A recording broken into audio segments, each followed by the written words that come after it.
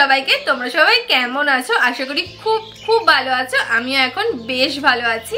আজ আমরা গিয়েছিলাম নৈহাটির বড় মায়ের কাছে।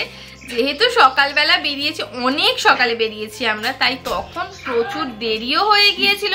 আর তারপরে অতটাও মাথায় ছিল না যে বড় একটা ব্লগ করব।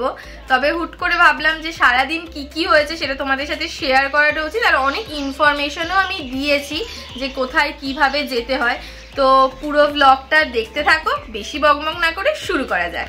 দিনটা শুরু হয়েছিল ভোর 4:30 থেকে। ঘুম থেকে উঠে ফ্রেশ হয়ে স্নান করে এবারে ওই 5টা নাগাদ বেরিয়ে পড়েছি। ভোরের দিকটা বেশ ঠান্ডা লাগছিল, আর রাস্তাঘাট তো দেখতেই পাচ্ছ, বলতে গেলে কেউই নেই। যাই হোক, এত সকালে ওঠা আমার তো একদমই প্র্যাকটিস নেই। কত যে প্ল্যান করেছি ভোরবেলা হাঁটতে যাব, সে তো আজ পর্যন্ত সাকসেসফুল হতে পারেনি। আজ আমাদেরকে তো দুবার ট্রেন চেঞ্জ করতে হবে। প্রথমে আমাদের ধবধবি স্টেশন থেকে শিয়ালদা, দেন শিয়ালদা থেকে নৈহাটি লোকাল বা নৈহাটি যাওয়ার যে কোনো ট্রেন। সকালে ট্রেনের অবস্থা তো তোমরা দেখতেই পেলে, সেটা নিয়ে আমি আর কিছু বললাম না। এরই মধ্যে আবার বোনের শরীরটা একটু খারাপ হয়ে গিয়েছিল, তাই আর তেমন ভাবে কোনো ভিডিওই করতে পারিনি। আমাদের ভাগ্য ভালো থাকায় শিয়ালদা থেকে পুরো নৈহাটি লোকালই পেয়ে গিয়েছিলাম, যেটা একদমই ফাঁকা ছিল। প্রচন্ড রিল্যাক্সে আমরা পৌঁছে গিয়েছি। এইবার তোমাদেরকে বলি রাস্তাটা।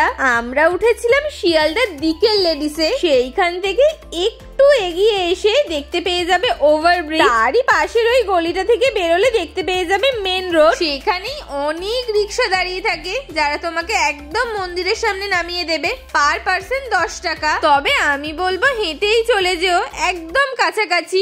আমরা যেহেতু জানতাম না, তার উপর বোনের শরীরটাও খারাপ ছিল, তাই জন্যই আমরা রিক্সা করে এসেছিলাম। দেন মন্দিরের সামনে বা যাওয়ার রাস্তাতেই তোমরা অনেক দোকান দেখতে পাবে, যেখানে এরকম ডালা পাওয়া যায় বিভিন্ন প্রাইসে, যেমন 51 টাকা, 101 টাকা। আমরা মন্দিরের পাশের একটা দোকান থেকে নিয়েছিলাম 101 টাকার 2টো ডালা। আর ওই দোকানেই আমরা জুতো রেখেছিলাম, যার জন্য এক্সট্রা কোনো চার্জ লাগেনি। এইবার তোমাদেরকে দেখাই 101 টাকার ডালাতে কি কি আছে। প্রথমেই ওই মিষ্টির প্যাকেটে ছিল কিছু পেঁড়া, একটা মালা, একটা আলতার শিশি, একটা সিঁদুরের কোটো, একটা ধূপ আর একটা বাতি। প্রত্যেকদিন সকাল 8টার সময় মন্দিরের দরজা খোলা হয়। দিনটা যেহেতু মঙ্গলবার ছিল, তাই প্রচুর প্রচুর লাইন পড়েছিল। আর একটা কথা, ওখানে গিয়ে যেটা আমি জানতে পারলাম, প্রত্যেকদিন ওই একবারই অঞ্জলি হয় 8টার সময়। মেবি প্রথমে যতজন ঢুকতে পারবে তারাই শুধু অঞ্জলি দিতে পারবে। আমরা যেহেতু অনেকটাই পিছনে ছিলাম আর 8টার আগেই পৌঁছে গিয়েছি, তাই ভাবলাম একটু গঙ্গার ধার থেকেই ঘুরে আসা যাক। মা লাইনে দাঁড়িয়েছিল, আমি আর বোন গিয়েছিলাম। সেখানেই দেখলাম অনেক মানুষ গঙ্গায় স্নান করে ডন্ডি কেটে কেটে মায়ের মন্দিরের দিকে যাচ্ছেন। এরপরে মন্দিরের দরজা খুলতে সত্যি কথা বলতে খুব তাড়াতাড়ি লাইন এগোচ্ছিল।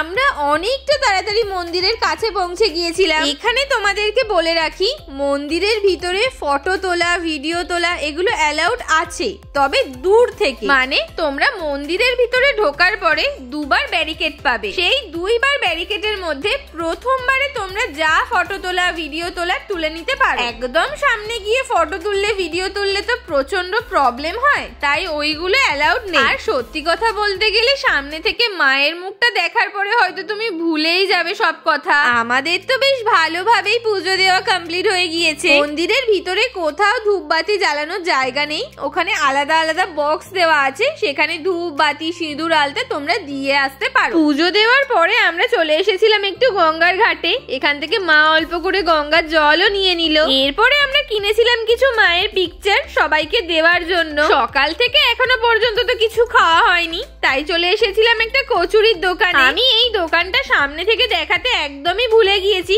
তবে প্রচন্ড ভালো ছিল। 4টে কচুরি 20 টাকা, তার সাথে ছোলার ডাল দেয়, আর চা গুলো ছিল 15 টাকা করে। সবকিছুই খুব গরম গরম ছিল আর প্রচন্ড ভালো খেতে। আমরা যখন ফিরে আসছিলাম তখন দেখলাম লাইন একদম গঙ্গার পার অব্দি চলে গিয়েছে। অনেক দিনের ইচ্ছে ছিল বড় মায়ের কাছে আসার, সবার তো সময় হয়ে ওঠে না একসাথে, তাই আর আসাও হয় না। আজই যেমন দেখো দেখো না, বাবার তো অফিসের ছুটি নেই, তাই আমি মা আর বোনই বেরিয়ে পড়েছি বড় মায়ের নাম নিয়ে। আর সত্যি কথা বলতে আমাদের কোনো জায়গায় অসুবিধা হয়নি। তোমরা যারা যারা ভাবছো যে যাবে, আর বেশি চিন্তা ভাবনা না করে বেরিয়েই পড়ো, দেখবে মায়ের আশীর্বাদে সবকিছুই ঠিক হবে। আজ ভিডিওটা আর বড় করছি না, এখানেই শেষ করছি। ভালো লাগলে প্লিজ লাইক আর সাবস্ক্রাইব করে সবার সাথে শেয়ার করো। সবাই সুস্থ থেকো, সাবধানে থেকো। Thank you for watching.